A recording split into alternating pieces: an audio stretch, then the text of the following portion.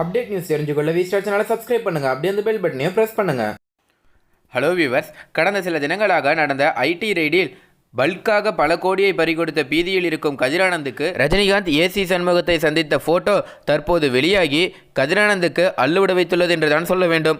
நடக்கப்போகும் நாடாளுமன்ற தேர்தலுக்கு அரசியல் கட்சி தலைவர்கள் வாக்கு சேகரிப்பில் கடைசி கட்டத்தில் இருக்கின்றனர். திமுக, அதிமுக என்ற பலம் பொருந்திய இரு கட்சிகளும் தங்களை மேலும் வலுவாக்கி கொள்ள வெற்றி தோல்வியை நிர்ணயிக்கக்கூடிய 3-4% வாக்கு வங்கிகளை வைத்திருக்கும் கட்சிகளுடன் கூட்டணி வைத்து தீவிர பிரச்சாரம் மேற்கொண்டுள்ளது.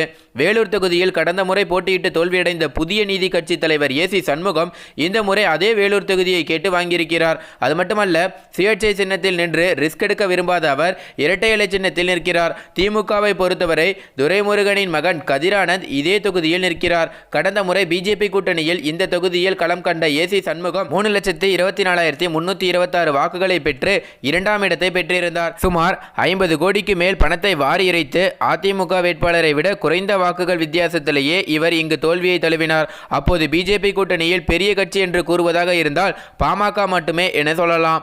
அவர்களுக்கு இங்கு குறிப்பிடத்தக்க வாக்கு வங்கியுள்ளது.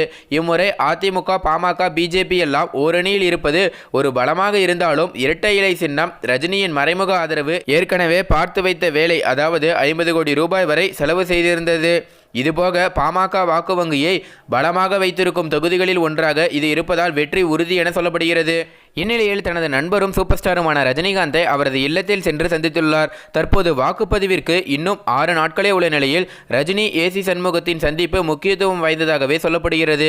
ஏனென்றால் ரஜினி மக்கள் மன்றத்தின் வாக்கு வங்கி வேலூர் நாடாளுமன்ற தொகுதிக்கு உட்பட்ட 6 தொகுதிகளில் சுமார் 1 லட்சம் ஓட்டு அப்படியே ஏசி சண்முகத்திற்கு விழும் என்பது சந்தேகமே இல்லை.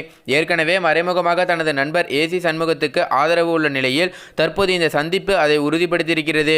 ஏற்கனவே ரெய்டு வந்ததில் பல்காக பல கோடியை பறிகொடுத்த மன உளைச்சலில் இருக்கும் கதிரானந்துக்கு ரஜினி ஏசி சண்முகம் சந்திப்பு போட்டோ அள்ளுவிட வைத்துள்ளது என்றுதான் சொல்ல வேண்டும்.